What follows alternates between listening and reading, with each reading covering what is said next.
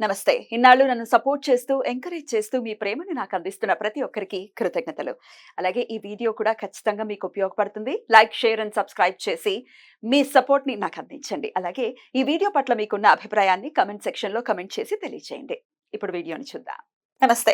Welcome to our channel. నేను పద్మిని. ప్రస్తుతంతో పాటు ప్రముఖ ఆధ్యాత్మికవేత్త, వాస్తు జ్యోతిష పండితులు, లలిత ఉపాసకులు, వాస్తు జ్యోతిష శిక్షణ నిపుణులు బ్రహ్మశ్రీ నానాజీ పట్నాయక్ గారు మనతో పాటు ఉన్నారు. మాట్లాడదాం. సార్ నమస్తే సార్. శ్రీమాత్రే నమః.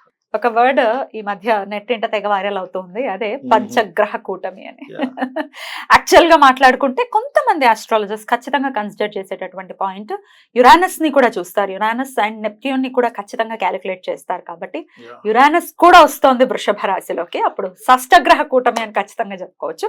మరి మీరు చూస్తారా యురానస్ ని? అసలు దీని పంచగ్రహ కూటమిగా కన్సిడర్ చేస్తారా, షష్టగ్రహ కూటమిగా కన్సిడర్ చేస్తారా? ఎలా ఉండబోతోంది?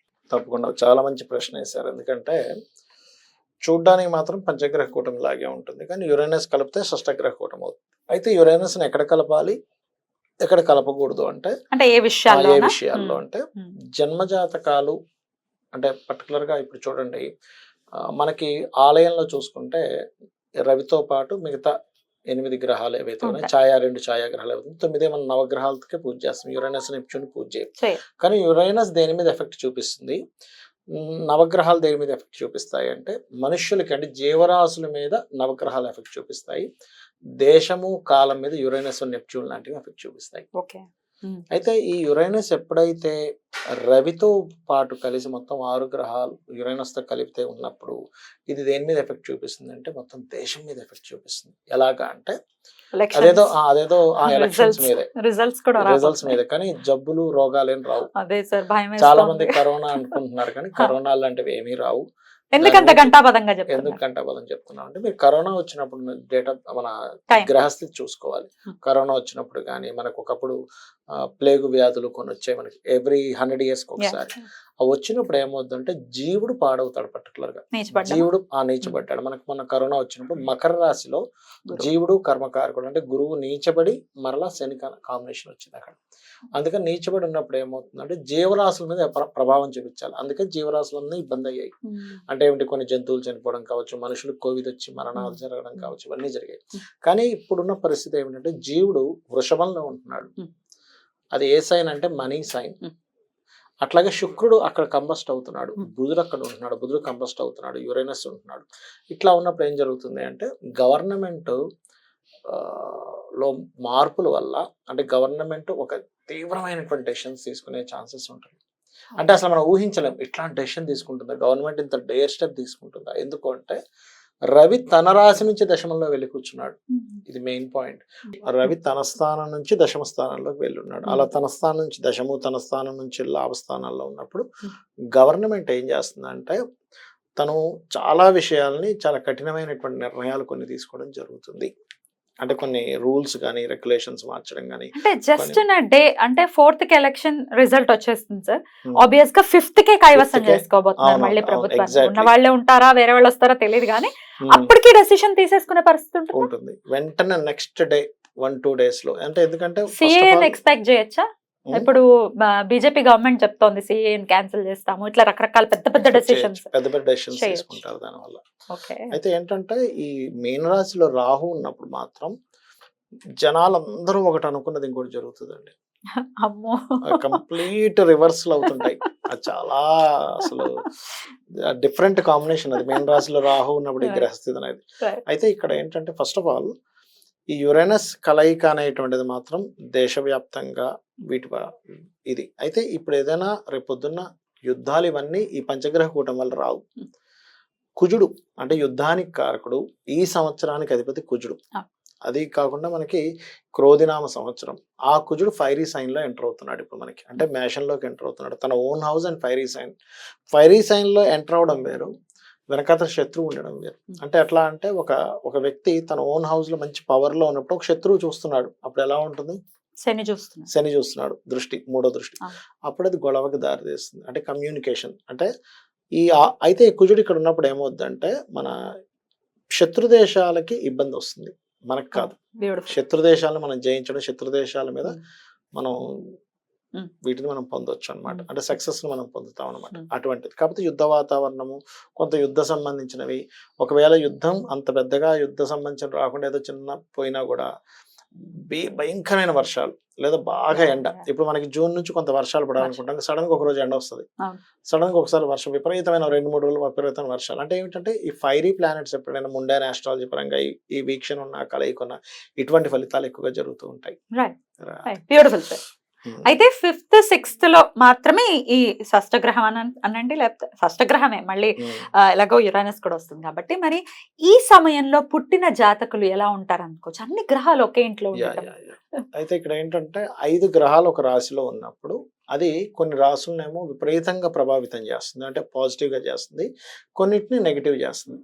అంటే ఎలాంటి ఉదాహరణకి మేష లగ్నంలో పుట్టారు, పోనీ ఆల్రెడీ ఇప్పుడు మేష లగ్నం వారికి కానీ మేష లగ్నంలో పుట్టిన వారికి కానీ ఇక్కడ ఏం జరుగుతుందంటే వీళ్ళకి కొంచెం కమ్యూనికేషన్ రిలేటెడ్ సంబంధించిన విషయంలో ఇబ్బంది ఉండడం ఇట్లాంటివి జరుగుతూ ఉంటాయి. బట్ ఫైనాన్షియల్ గా గ్రోత్ బాగుంటుంది.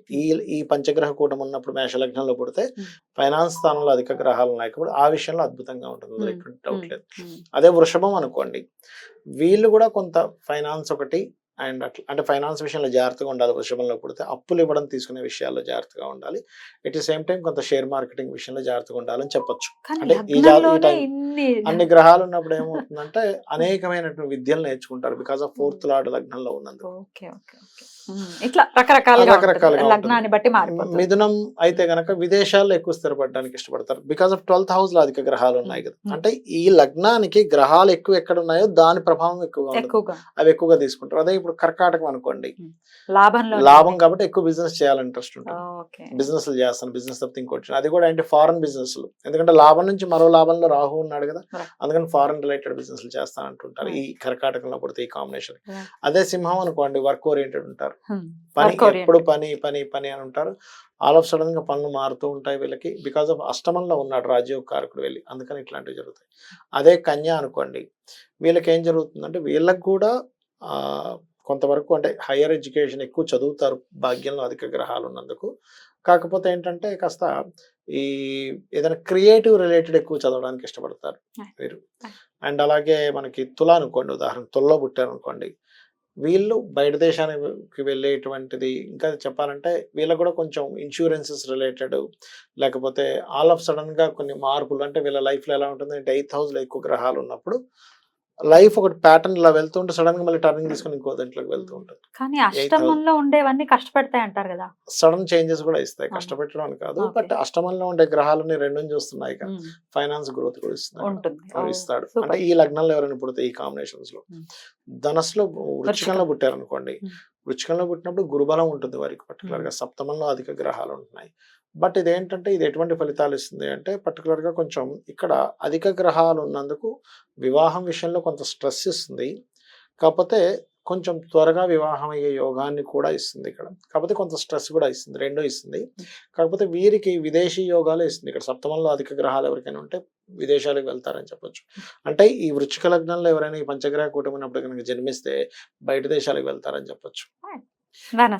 ధనస్సు వారికి అయితే కొంచెం, ధనుసు లగ్నం వారికి సహజంగానే 6లో గ్రహాలు ఉండగా జన్మించిన వారికి వివాహ జీవితం అంటే విషయంలో కొంత 2 మ్యారేజ్ ఇస్తుందండి. ఎందుకంటే 6లో అధిక గ్రహాలు అయిపోయి 7కి నెగేటివ్ లో పడ్డాయి గ్రహాలని. సో 7th హౌస్ అనేది తన అస్తిత్వాన్ని డౌన్ అయింది 6లో అధిక గ్రహాలు ఉన్నప్పుడు.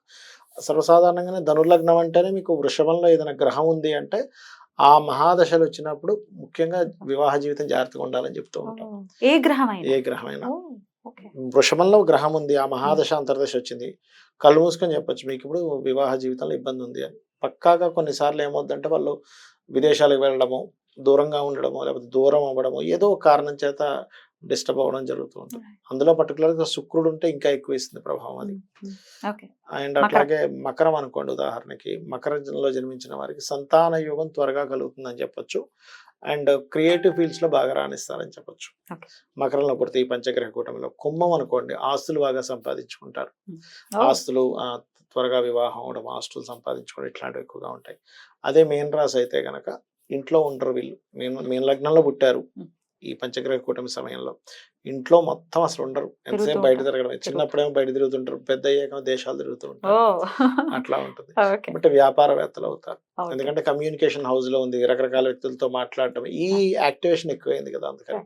ఇక సర్వసాధారణంగా మామూలు వాళ్ళు ఇప్పుడు పుట్టడం ఇవన్నీ పక్కన పెట్టేస్తే ఈ మరి పంచగ్రహం కానీ షష్టగ్రహ కూటమి జరుగుతున్న ఈ 2 రోజుల్లో పర్టికులర్ గా Yeah. చంద్రుడు వెళ్ళిపోయిన తర్వాత కూడా పంచగ్రహం ఉంటుంది, కొన్నాళ్ల పాటు అయితే ఖచ్చితంగా ఉంటుంది. అంటే యురేనస్ తీసేస్తే చతుర్గ్రహ కూటం ఉంటుంది. చతుగ్రహ అది కూడా ఉంటుంది 4 గ్రహాలు కలిసి ఉన్నాయి కదా, రైట్. దాదాపుగా 1వ తేదీ నుంచే ఉంది అది Mm. చతుర్గ్రహ కూటం అనేది. Mm. 14 రోజులు ఉంటుంది యాక్చువల్ 14 రోజులు ఉంటుంది. ఉంటుంది. మరి ప్రత్యేకించి ఈ 5th కానీ 6th కానీ ఈ 2 days లో అయితే ఎట్లాంటి ఆరాధన చేసుకోమంటారు, ఎట్లాంటి విషయాల్లో జాగ్రత్తలు తీసుకోమంటారు ఒక్కసారి? ఒకటేనండి, నేను చెప్పేది ఒకటే అమ్మా. ఇక్కడ ఏంటంటే సూర్య భగవానుడు ఆరాధన ఎక్కువగా చేయాలి. ఎందుకు అంటే సూర్యుడితో కలిసి రెండు గ్రహాలు కంబస్ట్ లో ఉంటున్నాయి, శుక్రుడు బుధుడు. అంత శుక్రుడు అంటే ఫైనాన్స్ కారకుడు, బుధుడు అంటే మనకి ఈ క్యాలిక్యులేషన్స్ లేకపోతే ఇట్లాంటి వాటికి కారకుడు, కమ్యూనికేషన్స్ కారకుడు. గురువు కూడా గురువు కంబస్ట్ లో నుంచి పోతున్నాడు లక్కీగా ఆ టైంకి.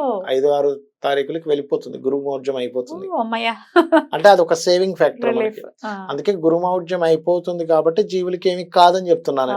అంత కాన్ఫిడెంట్ గా, రైట్. ఎందుకంటే పోతుంది కదా, కంబస్ట్ లో ఉంటే మనం ఏదైనా అనుకోవచ్చు, అమ్మో ఏమవుతుందేమో జీవులకి. అయితే ఇక్కడ ప్రాబ్లం ఎక్కడ వస్తుందంటే జీవుల్లో ప్రత్యేకంగా మనకి బార్డర్స్ దగ్గర ఉండే కొంచెం ఆర్మీ వాళ్ళకి మాత్రం ఎఫెక్ట్ ఇస్తుంది. Because of Mars is aspected by Saturn కదా, అందుకని. సో సూర్య ఆరాధన ఎక్కువగా చేస్తుండాలి. ఈ శని కుజులు పరస్పర వీక్షణ ఉన్నందుకు గోవుకి క్యారెట్లు బెల్లము తినిపిస్తుండాలి.